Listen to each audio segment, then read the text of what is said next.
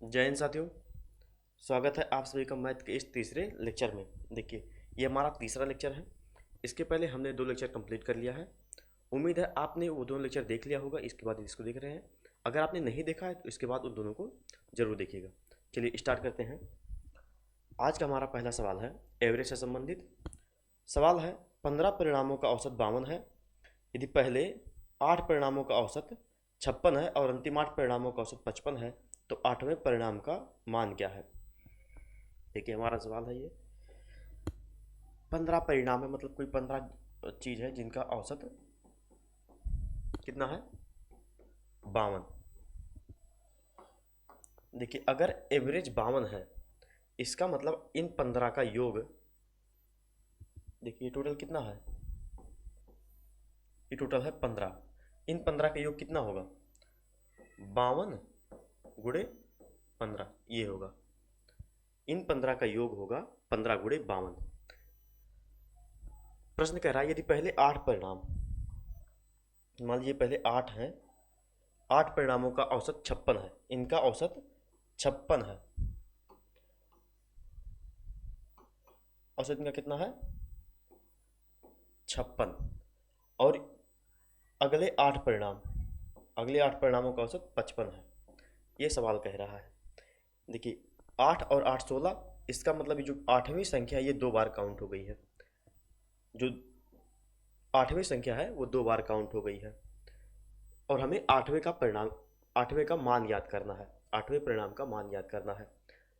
तो कैसे करेंगे, एक काम करते हैं, इन दोनों 8 को जोड़ लेते हैं। ये हो जाएगा 16, 16 में से 15 संख्या घटा देंगे तो बचेगा एक संख्या। वो संख्या कौन सी होगी, 8वीं संख्या। क्यों 8वीं होगी, क्योंकि ये 2 बार आई है तो बच के यही आएगी। तो देखिए, 15 का योग है 52 गुणे 15। इन पहले 8 का योग कितना हो जाएगा, पहले 8 का योग होगा 8 गुणे 56। और अगले 8 का कितना होगा, 8 गुणे 55। इन दोनों का योग कीजिए और इनमें से क्या घटा दीजिए, 52 गुणे 15। तो हमारा जो 8वीं संख्या है वो निकल के आएगी। देखिए, 5 से गुणा कीजिए, 56 में 56 का आधा कितना होगा, 23। ये हो जाएगा 230 प्लस 50, ये हो जाएगा 440। इसमें से घटाएंगे कितना, 15 30 के 0 हासिल 3, 15 जो को 60 25 75 और 3 78। घटा दिए, जोड़ लीजिए, इसका योग कितना होगा, ये 8 संख्या, देखिए 8 है, ये कितना है 8, 8 गुणे 56। तो 8 गुणे 56 करेंगे कितना हो जाएगा, इसको मिटा देते हैं। 8 गुणे 56, 8 छः 48 के 8 हासिल 4, 8 25 40 4 44। अब इनका योग कीजिए। देखिए, 448 में 440 जोड़ेंगे कितना हो जाएगा, 888। इसमें इसकी जोड़ना 780, 780 कितना आएगा, 108। ये हमारा उत्तर होगा। वो इसमें तो ऑप्शन ही नहीं है। चलिए, इसका उत्तर कितना होगा, 108, 108। प्रश्न क्या था, 8 परिणामों का औसत दिया था। पहले 8 का दिया था, फिर बाद में 8 का दिया था। पूछा था 8वां परिणाम। तो हमारी जो 8वीं संख्या ये 2 बार काउंट हो रही थी, जो 8वीं संख्या ये 2 बार काउंट हो रही थी, इसलिए इन दोनों को जोड़ के हमने 15 का योग को घटा दिया, हमारी 8वीं संख्या निकल गई। कितना हुआ, 108। चलिए आगे चलते हैं। देखिए, हमारा अगला सवाल है, देखिए ऑप्शन दिया है ना, हाँ। हमारा अगला सवाल है, दिए गए आलेख में से त्योहारों के सीजन में विभिन्न मिठाइयों की बिक्री को दर्शाया गया है। किस मिठाई की सर्वाधिक बिक्री हुई। देखिए, बहुत आसान सवाल है। बस कई बार क्या होता है, ग्राफ को देखकर लोग डर जाते हैं, लेकिन बहुत आसान ग्राफ है। देखिए कैसे क्या होगा, लड्डू कितना है, कितना बिका, 34। लड्डू बिका 34, गुलाब जामुन कितना बिका, 31, रसमलाई 38 और श्रीखंड 28। तो ज़्यादा कौन बिका, रसमलाई। चलिए आगे चलते हैं। हमारा अगला सवाल है रेशियो से संबंधित। हमने रेशियो से कई सारे सवाल कर लिए हैं। उम्मीद है आपको थोड़ा बहुत अंदाजा लग गया होगा कैसे लगेगा। कैसे लगाएंगे इसको, कह रहा है पी क्यू और आर का अनुपात 2:5:7 है। P ratio q ratio r दिया है कितना, 2:5:7। उनका योग दिया है, मतलब p plus q plus r, p plus q plus r दिया है कितना, 800 40। देखिए रेशियो कितना है, 2:5:7। रेशियो में उनका योग कितना है, रेशियो में अगर योग करेंगे तो कितना आएगा 14, और वास्तव में कितना है 840। तो 14×6 = 84, मतलब 60 गुना ये है। कह रहा है पी और आर में कितने का अंतर है, पी ये है और आर, इनका अंतर कितना है 5, रेशियो में 5 का अंतर है, वास्तव में 60 का गुना कर देंगे तो हमारा रियल वैल्यू निकल जाएगी। तो 5×60 ये हो जाएगा कितना 300। ये हमारा उत्तर सही होगा। उम्मीद है आपको सवाल समझ में आ गया होगा। आगे चलते हैं। हमारा अगला सवाल है, एक व्यक्ति ने 1 रुपये में 14 पेन की दर से कुछ पेन खरीदे और उन्हें 1 रुपये में 10 की दर से बेच दिए, उसका लाभ प्रतिशत क्या है। देखिए लाभ परसेंटेज निकालना हमको। प्रॉफिट लॉस का ये बढ़िया सवाल है, कई बार केवल यही वैल्यू चेंज कर देगा और कई बार इसे सेम पूछ लेगा। कैसे लगाएंगे इसको, देखिए जो हमारा सीपी है रुपया 1 है, लेकिन जो वस्तुएं खरीदी गई हैं वो 14, और हमारा जो एसपी है वो भी 1 रुपया है, लेकिन जो वस्तुएं बेची गई हैं वो कितना है 10 पेन। देखिए 1 रुपये में 14 खरीदा, 1 रुपये में 10 बेचा, तो ऐसे तो इसका सीपी एसपी सेम है, तो कह देंगे नो प्रॉफिट नो लॉस। नहीं, देखिए जो हमारी वस्तुएं हैं उनको बराबर करनी पड़ेगी। 14×5 10×7, देखिए 70 वस्तु खरीदा 70 वस्तु बेचा, तो हम अपनी सीपी एसपी को आसानी से कैलकुलेट कर पाएंगे। हमने यहाँ 5 से गुणा किया, यहाँ भी 5 से कर देते हैं, यहाँ 7 से किया, यहाँ भी 7 से कर देते हैं। देखिए हमारा सीपी जो हमारा सीपी है वो है 5 रुपया, जो एसपी है 2 रुपया, मतलब 7 रुपया। तो हमारा प्रॉफिट कितना हुआ, प्रॉफिट कैसे निकलेगा, एसपी में से सीपी निकालेंगे, घटा देंगे तो वही हमारे प्रॉफिट का 7 में से 5 गया 2, और प्रॉफिट किस पर निकलता है सीपी पर, सीपी कितना है 5×100। ये हमारा प्रॉफिट परसेंट हुआ, कितना आ गया 40%। लाभ परसेंटेज ही पूछा था। आगे चलते हैं। प्रश्न है, ए अकेले किसी कार्य को 4 दिनों में कर सकता है, ए अकेले किसी कार्य को 4 दिनों में कर सकता है, बी अकेले उसी कार्य को 6 दिनों में कर सकता है, दोनों मिलकर इसे कितने दिनों में कर सकते हैं। देखिए टाइम एंड वर्क फिर से आ गया, आइडिया लग गया होगा कैसे लगाएंगे इसको। देखिए ए अकेले किसी काम को 4 दिनों में कर सकता है, ये है ए, और ये है कोई काम।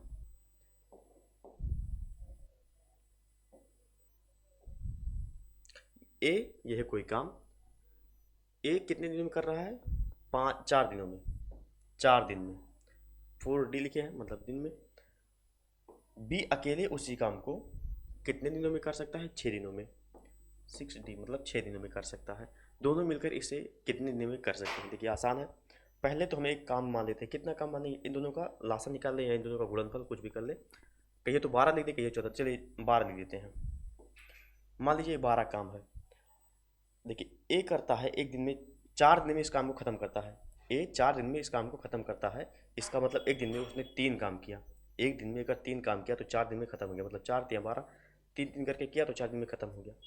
ऐसे बी 6 दिन में ख़त्म करता है, इसका मतलब 2 काम वो हर दिन करता है, ये 3 एक दिन में करता है, ये 2 एक दिन में करता है। तो अगर दोनों साथ मिल जाएंगे तो इसे कितने दिन में ख़त्म करेंगे, 12/3 और 2 5 काम होगा एक दिन में, तो 12/5 इसका उत्तर होगा, 12/5। आगे चलते हैं। देखिए हमारा अगला सवाल है सरलीकरण से। सवाल को देखिए, डरने की कोई ज़रूरत नहीं, बहुत आसान सवाल है, आप लगा पाएंगे इसको। कैसे, देखिए वही पहले इसको तोड़ कर देखिए, यहाँ से कुछ अलग हो रहा है। देखिए छोटा कोष्ठक तोड़ेंगे तो ये 84 माइनस माइनस का गुणा होगा, तो यहाँ हो जाएगा प्लस 84 + 8। देखिए इस माइनस का कोष्ठक के बाहर है तो इस माइनस का कोष्ठक के अंदर गुणा होगा, जो गुणा होगा तो माइनस और माइनस का गुणा प्लस हो जाएगा, +8, 84 और +8। देखिए गुणे, यहाँ कोष्ठक लगाए, अब पहले मझले कोष्ठक को तोड़ लीजिए।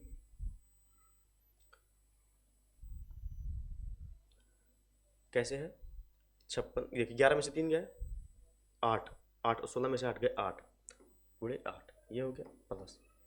इसको देखिए इस पूरे के साथ -4 का -8 में गुणा कराएंगे तो कितना हो जाएगा प्लस का 32। देखिए माइनस माइनस का गुणा हो जाएगा प्लस, और 8 × 4 = 32, 32 और 5 कितना हो जाएगा 37, 32 और 5 37, 8 × 64, देखिए बस जोड़ लीजिए 64 + 37 + 84, यही जोड़ देंगे हमारा उत्तर आ जाएगा। किन दोनों के बीच में पूछा है, तो 4 × 4 = 8, 8 × 7 8 × 7 = 15, हासिल 1, 6 × 3 = 9, 1 × 10 = 8, 18, 185 आ रहा है। किसके बीच में है ये? 150, 183 और 186 के बीच में है। ये हमारा सवाल था आज का। आगे चलते हैं। एक अगला प्रश्न है, एक मिश्र धातु में तांबा, जस्ता और निकल क्रमशः 3:2:5 के अनुपात में है। इस मिश्र धातु में 100 केजी में निकल की कितनी मात्रा केजी में मिलाई जाए जिससे तांबा, जस्ता और निकल का नया अनुपात 3:2:6 हो जाए। देखिए, तांबा को T, जस्ता को J और निकल को हम N से डिनोट कर देते हैं। केमिस्ट्री वाला पूरा नहीं करेंगे, ऐसे ही कर देते हैं T, J और N से, है ना। इनका रेशियो कितना दिया है? 3:2:5। कह रहा है इस मिश्र धातु में 100 केजी में निकल की कितनी मात्रा मिलाई जाए। देखिए, इस मिश्र धातु की जो एक्चुअल, देखिए रेशियो दिया है। देखिए, मिक्सर बना, मिश्रण का ये रेशियो है और मिश्रण की टोटल वैल्यू, इसका मतलब मिश्रण का योग दिया है, मतलब T + J + N का मान दिया है। T + J + N का एक्चुअल मान दिया है कितना? 100 केजी। फिर कह रहा है जब हम इसमें कुछ मिला दें, N में कुछ प्लस कर दें, तो हमारा जो T, J और N का रेशियो आए वो आए 3:2:6 के अनुपात में। देखिए, इसमें मिला कितना? देखिए, कोई भी वैल्यू चेंज नहीं हुई है, सब सेम है, बस केवल निकल में परिवर्तन आया कितना? 1 का। अब यहाँ पर आपको समझने की ज़रूरत है, T + J + N का मान कितना है? 100। और जब रेशियो में जोड़ेंगे तो आएगा 10, रेशियो में 10। इसका मतलब 10 की वैल्यू कितना है? 100। तो 1 का वैल्यू 10। कैसे? 10 से भाग देंगे, 10 बचेगा। और हमको यही ज्ञात करना था। एक कह रहा है कितना किलोग्राम मिलाई जाए जिससे रेशियो बदल जाए। तो हमने 1 मिलाया है और जिसकी एक्चुअल वैल्यू है 10। हमारा 10 सही है ना। देखिए, फिर से एक आ गया का सवाल। पढ़िए। ए बी से दोगुना कुशल है। ए किसी कार्य को बी की तुलना में 20 दिन कम में पूरा कर सकता है। यदि दोनों एक साथ मिलकर कार्य करें तो यही कार्य कितने दिन में पूरा होगा? ये हमारा सवाल है। ये भी बढ़िया सवाल है। देखिए, टाइम एंड वर्क का सवाल इसमें ज़्यादा आ रहा है। ए बी से दोगुना कुशल है। ए बी से दोगुना कुशल है, इसका मतलब जो ये है और बी है, अगर बी एक काम करता है तो ये 2 काम कर देता है उसी समय में। देखिए, दोगुना कुशल है मतलब 20 दोगुना है, मतलब अगर बी एक काम करता है तो वो 2 काम कर देगा, अगर बी 2 काम करेगा तो ए 4 काम कर देगा। ए किसी कार्य को बी की तुलना में 20 दिन कम में पूरा कर सकता है। देखिए, कोई काम है, अगर ए 2 दिन में पूरा करेगा और बी 1 दिन में, देखिए ये इनका दुगना है, इसका मतलब ये टाइम भी आधा लगाएगा। ए टाइम आधा लगाएगा इसके अपेक्षा। इसका मतलब अगर बी 2 दिन लगाएगा तो ए 1 दिन लगाएगा। और इनके टाइम में डिफरेंस कितना आया? ये हो गया टाइम का रेशियो। टाइम में डिफरेंस कितना आया? 1 यूनिट का। और 1 यूनिट का मान कितना दिया है? 20 दिन। 1 यूनिट का मान दिया है 20 दिन। इसका मतलब अगर 1 यूनिट का 20 दिन है तो ए किसी काम को कितने दिन में करता है? ए किसी काम को कितने दिन में करता है? 20 दिन में। ए किसी काम को 20 दिन में करता है और बी उसी काम को 40 दिन में। कैसे? एक का वैल्यू है 20 तो 2 की वैल्यू 40 हो जाएगी। ये हमारा अब एक्चुअल डेटा निकल गया। देखिए, दोनों मिलकर एक साथ काम पूरा करेंगे। अब यहाँ पर हमको काम कैसे पता चलेगा? 40 हो जाएगा। कैसे? इन दोनों को गुणा कर दीजिए। जब हमको वर्क निकालना रहता है, वर्क बराबर क्या? जो टाइम लगा है और जो 1 दिन में काम हुआ है। 1 दिन में किया गया काम, इसको कैसे लिख दें? 1 दिन में किया गया काम। देख लीजिए, इसको हमारा वर्क ऐसे निकलता है। इसी तरीके से हमको टाइम निकालना रहता है तो 1 दिन में जो किया गया काम है उसको वर्क से भागे तो हमारा टाइम निकल जाता है। ऐसे इसको किया है। अब देखिए, कह रहा है अगर दोनों मिलकर कार्य करें, दोनों मिलेंगे तो 1 दिन में 2 काम कर रहा है, 1 दिन में 1 3, एक तो दोनों मिलकर के 1 2 और 1 3 हो जाएगा। टोटल काम है 40। 1 दिन में करेंगे 3 तो हमारा यही दिन लगेगा टोटल। देखिए कैसे निकाला हमने। हमको क्या निकालना था? टाइम। तो वर्क में जो एक दिन में किया गया काम है, एक दिन में कितना काम हो रहा है, 2 और 1 3, 3 काम हो रहा था एक दिन में, टोटल वर्क में भाग कर दी, यहीं से हमारा दिन निकल गया। ये ऑप्शन सही होगा। समझ में आ गया होगा। आगे चलते हैं। हमारा अगला सवाल है प्रॉफिट और लॉस से। कह रहा है एक वस्तु को RS 600 में बेचने पर प्राप्त लाभ उसी वस्तु को RS 400 में बेचने पर हुई हानि के बराबर है। क्या कह रहा है, एक वस्तु को RS 600 में बेचने पर प्राप्त लाभ उसी वस्तु को RS 6 में बेचने पर हुई हानि के बराबर है यदि यदि विक्रय मूल्य 750 है तो लाभ प्रतिशत क्या है। देखिए ये हमारा सवाल है। 600 में बेचने पर हुई, एक कलर लेने पहले, ये चलिए ब्लैक से ही लिखते हैं। एक वस्तु को RS 600 में बेचने पर लाभ, 600 में बेचा किसी वस्तु को, उसका CP कुछ था, 600 में बेचा तो उसको X रुपये का लाभ हुआ। अब कह रहा है अगर 400 में बेचा, 400 में बेचा तो भी उसको X रुपये का लाभ हुआ। एक वस्तु को 600 में बेचने पर प्राप्त लाभ उसी वस्तु को 400 में बेचने पर हुई हानि के बराबर है। हानि अगर माइनस से डिनोट कर दें, इसको प्लस से, तो देखिए दोनों बराबर है, जितना लाभ हो रहा है उतना हानि हो रहा है। तो एक बात बताइए, इन दोनों के बीच में कितना अंतर है, इन दोनों के बीच का डिफरेंस कितना है, 200। और इसी तरीके से अगर इन दोनों का डिफरेंस करें तो चाहे इसको इसमें से इसको घटाइए या इसमें से इसको, तो हम x माइनस x कर दें तो हमारा कितना आ जाएगा, 2x। इसका मतलब जो x का मान है वो 100 है। कैसे, 2 से भाग करेंगे 100 आएगा, x का मान 100 है। इसका मतलब कि वो 600 में बेचने पर 100 रुपये का प्रॉफिट हो रहा है। तो उसकी CP क्या है, CP देखिए ये SP है, ये P है, तो यहाँ CP कैसे निकलेगा, 600 में से 100 घटाएंगे तो कितना आएगा, 500। समझ में आ गया होगा कि 500 कैसे आया। ये हमारा है CP और ये है P, ये है SP और ये क्या है CP। तो हम जानते हैं SP माइनस CP बराबर P। तो ऐसे ही जब हम CP निकालेंगे, इसको पक्षांतर कर दीजिए उस तरफ, इसको ले आइए इस तरफ, तो P घट जाएगा, SP में से P घट जाएगा, हमारा CP आ जाएगा। देखिए पूछ क्या रहा, लाभ प्रतिशत क्या है। अब CP है 500, मतलब क्रय मूल्य, क्रय मूल्य मतलब जिसमें जो खरीदा था, क्रय मूल्य है 500 और विक्रय मूल्य 600, मतलब 100 रुपये का, उसको नहीं, विक्रय मूल्य 750, विक्रय मूल्य 750 पर निकालना है।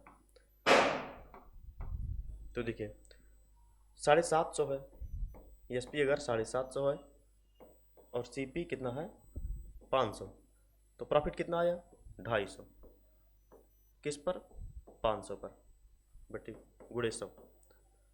सॉल्व कर लीजिए, 2 बार 50%।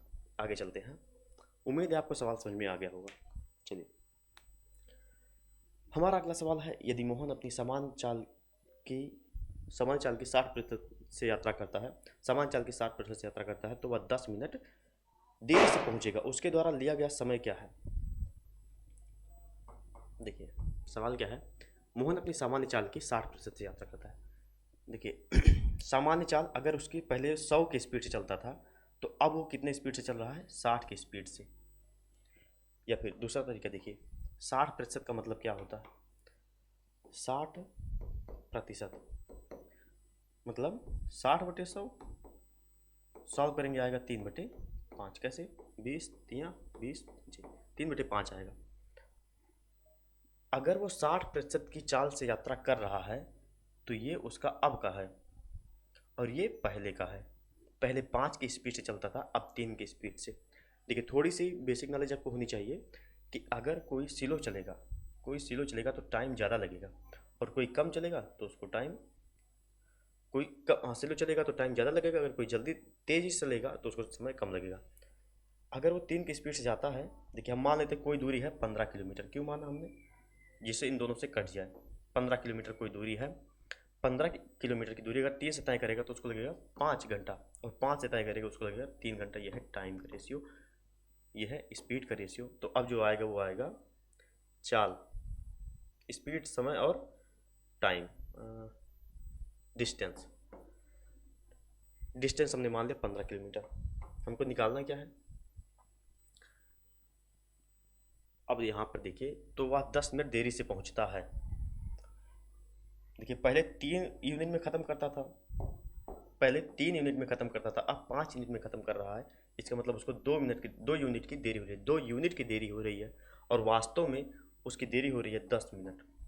इसका मतलब 1 यूनिट का मान है 5 यूनिट, या 1 मिनट का मान है, 1 यूनिट का मान है 5 मिनट, 1 यूनिट का मान है 5 मिनट। देखिए 5 मिनट।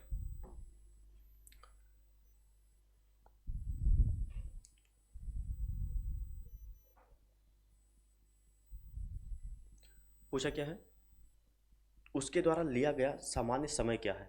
सामान्य समय, देखिए ये है उसका सामान्य चाल, ये उसका सामान्य चाल, और ये है उसका सामान्य समय। कितना है सामान्य समय, 3 है, तो 3 × 5, 1 यूनिट का मान है 5, 3 × 5 15 मिनट। आगे चलते हैं। कह रहा है प्रश्न में, एक व्यापारी ने 4296 के अंकित मूल्य वाले ट्रॉली बैग पर 20% की छूट दी और 20% लाभ अर्जित किया। ट्रॉली बैग का क्रय मूल्य क्या है। ये प्रश्न है हमारा। एक व्यापारी ने 4296 के अंकित मूल्य वाले एक ट्रॉली बैग पर 20% की छूट ली और 20% लाभ अर्जित किया। ट्रॉली बैग का क्रय मूल्य क्या है। बढ़िया सवाल है। कैसे लगाएंगे इसको, देखिए अंकित मूल्य मतलब एमपी उसका दिया है, मार्क प्राइस उसका दिया है कितना, 4296। 20% की छूट है मतलब डिस्काउंट कितना है, 20% का, और 20% का लाभ भी अर्जित कर रहा है, प्रॉफिट हो रहा है कितना, 20% का। ट्रॉली बैग का सीपी ज्ञात करना है, सीपी हमको ज्ञात करना। आसान सवाल है, बस आपको ये पता होना चाहिए, क्या पता होना चाहिए कि जो मार्क प्राइस है, नहीं जो डिस्काउंट है, डिस्काउंट हमेशा मार्क प्राइस पर निकलता है, और प्रॉफिट हो या लॉस वो हमेशा सीपी पर निकलता है। तो अगर उसको 20% का लाभ अर्जित कर रहा है, अगर मान लेते हैं सीपी यक्स है, ऐसे बेसिस लगाते हैं, मान लेते हैं सीपी यक्स है, इसका मतलब वो जो यक्स का 20% लाभ है 120/100, ये इसका मान क्या हुआ, ये हो गया एसपी। ये किसके बराबर है, सेलिंग प्राइस के। और ये किसके बराबर होगा, अगर हम 4296 में कितना 20% का डिस्काउंट का है, मतलब 80/100 अगर कर दें तो ये दोनों बराबर होगा एसपी का। देखिए इसको एक बार फिर से समझाते हैं। अगर वो एसपी है, सीपी 100 है, क्रय मूल्य 100 है, क्रय मूल्य अगर 100 है और 20% का वो लाभ पा रहा है, इसका मतलब यक्स का 120/100 करेंगे तो आएगा एसपी। और इसी तरीके से मार्क प्राइस पर अगर जो छूट दे देंगे तो कितना बचेगा, एसपी, दोनों बराबर होगा। इसी को सॉल्व कर लीजिए, आपका सवाल लग जाएगा। इससे इसको काट देते हैं, यहाँ से इसको काट देते हैं। देखिए 12 का डिविजिबिलिटी रूल क्या होगा, 4 और 3। 4 मतलब लास्ट का 2 ही करना चाहिए, देखिए कट रहा है। 3 से कैसे, 3 से अगर काटना है तो कैसे, 4 2 6, 6 6 12 और 9 21, देखिए 12 से कट जाएगा, 12 दूनी 24, 12 दिया 36, 69।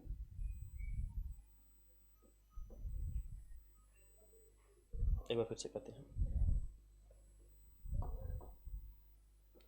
36 हो गया, 69, 12 पंचे 60, नहीं कटा, कैसे, देखिए 4 से तो कट रहा है लास्ट का, 4 दूनी 4 16, 3 से कट रहा है कि नहीं, 4 2 6, 6 6 12, 12 और 9 12 और 9 21, कट तो रहा है, क्यों नहीं कट रहा भाई, कि 12 42 96, 12 का 2 24, 12 3 36, 36 6 42, 69 आ गया, 12 पंचे 60, हाँ 12 पंचे 60, 96, 12 अट्ठे 96, 358 गुड़े अगर 8 कर ले तो हमारा उत्तर आ जाएगा 8 है 64, लास्ट यूनिट डिजिट 4, एक ही में है, ये हमारा सही होगा। आगे चलते हैं। हमारा अगला सवाल है, एक गोलाकार गेंद की त्रिज्या 1.1 सेंटीमीटर है, एक गोलाकार गेंद की त्रिज्या 1.1 सेंटीमीटर है, गेंद का पृष्ठीय क्षेत्रफल ज्ञात कीजिए। सूत्र आपको पता होगा, पृष्ठीय क्षेत्रफल का, गेंद है कोई, गेंद है मतलब 3D है, इसका सूत्र क्या होता है पृष्ठीय क्षेत्रफल का, गेंद का एरिया, पृष्ठीय क्षेत्रफल क्या होता है 4πr², यही होता है सूत्र, 4 × 22/7, 1.1 × 1.1, यही आपको ज्ञात करना है। ये 11 के स्क्वायर कितना होता है 121, 2 अंक पे दशमलव, 22 चौक 88/7। देखिए ऑप्शन थोड़ा दूर दूर है, नहीं एक तो दिक्कत होगा। अभी देखते हैं, एक बार ऐसे लगा लेते हैं इसको। 7 करीब 7, 7 में 14, क्या हो रहा है आज। देखिए 88 भागा 7 करीब 7, 1 8, 18, 7 दूनी 14, 4 18.40, 7 25 25, 12.5, 12.5 का 1.25 से गुणा करेंगे कितना आएगा। ये है 12.5, 1.25। देखिए यहाँ कर लेते हैं 12.5 गुणे 1.25, 5 5 25 के 5 हासिल 2, 5 में 10 2, 12 के 2 हासिल 1, 5 के 5 1 6, 5 में 10 के हासिल 1, 2 में 4 1 5।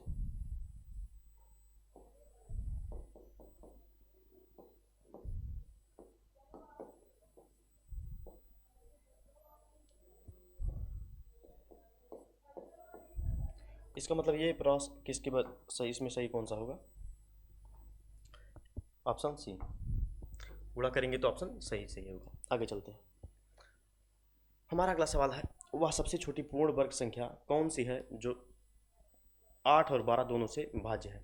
8 और 12 दोनों से भाज्य कौन सी है सबसे छोटी पूर्ण संख्या। देखिए लगाने का कई तरीका है, लेकिन एक तरीका ये है कि आप इसको ऑप्शन से लगा लीजिए। कैसे, जो 8 से कट जाएगा, जो 8 और 12 दोनों से भाज्य होगा इसमें से वही सही होगा। अगर 2 सही होगा तो उसमें सबसे छोटी ढूंढ लेंगे इसी में से। 8 और 12, देखिए 8 से कटेगा, ये नहीं कटेगा, ये दोनों में से, तीनों में से कोई नहीं कटेगा, यही सही होगा 8 और 12, 144। आगे चलते हैं। हमारा अगला सवाल है, यदि एक ठोस अर्धगोले के अगोलीय भाग का क्षेत्रफल 1560 मीटर स्क्वायर है तो अर्धगोले का कुल पृष्ठीय क्षेत्रफल कितना होगा। कि अर्धगोला एक बार देख लेते हैं। ये है अर्धगोला, ये देखिए जो इसको एक बार पूरा कर देते हैं।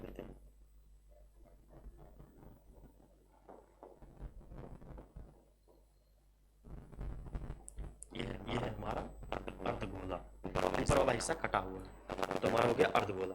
इसका कह रहा है जो पृष्ठीय क्षेत्रफल है, मतलब ये जो हमारा ये एरिया है इसका क्षेत्रफल दिया गया है। इसका क्षेत्रफल कितना होगा, इसका क्षेत्रफल होगा गोले का क्षेत्रफल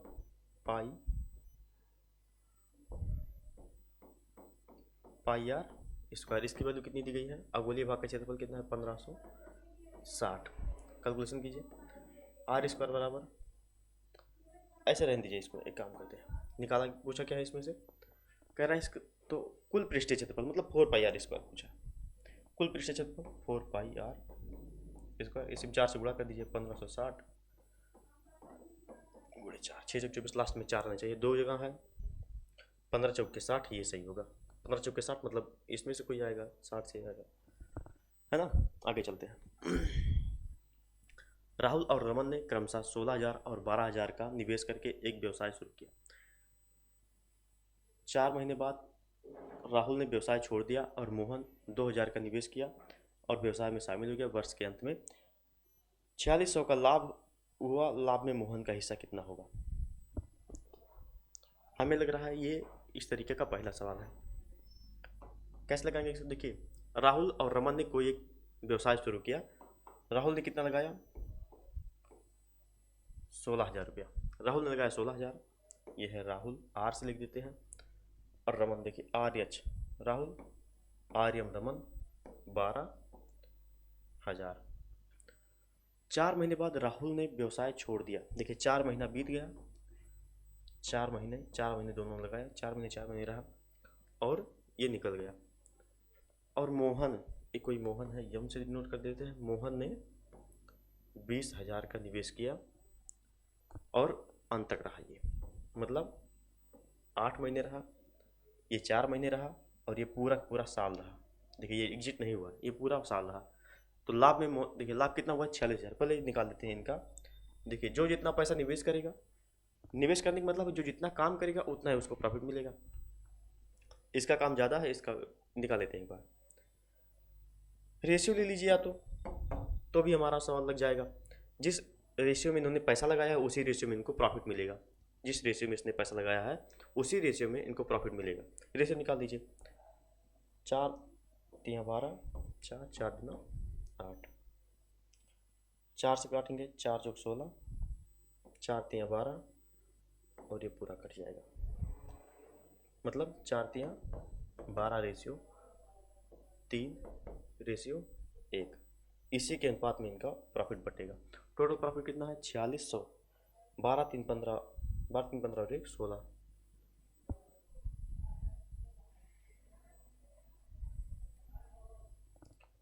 16 का मान दिया है कितना? 4600। 16 का मान है 4600। 16 से भाग कर लीजिए। अच्छा, निकालना किसका है? मोहन का। ये लास्ट वाला 1 का मान निकालना है, तो इसमें 16 से भाग कर दीजिए, जो आएगा वही हो जाएगा। तो 16 3 32 48, मतलब 2 बार ही जाएगा। या ये होगा या ये होगा, ये तो होगा नहीं। भाग कर लीजिए 16 भागा 16 दूनी 32,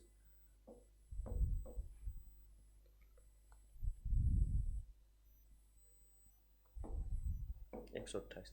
ये ए सही होगा, है ना। इसको भाग कर लीजिएगा पूरा, नहीं तो उसको मारिए। कैसे? 28 बार गया है ना। आगे चलते हैं। ये हमारा आज का लास्ट सवाल था। उम्मीद है आपको अच्छा लगा होगा, समझ में आएगा होगा सारा सवाल। चलिए वीडियो को समाप्त करते हैं, मिलते हैं आपसे अपने अगले सेशन में।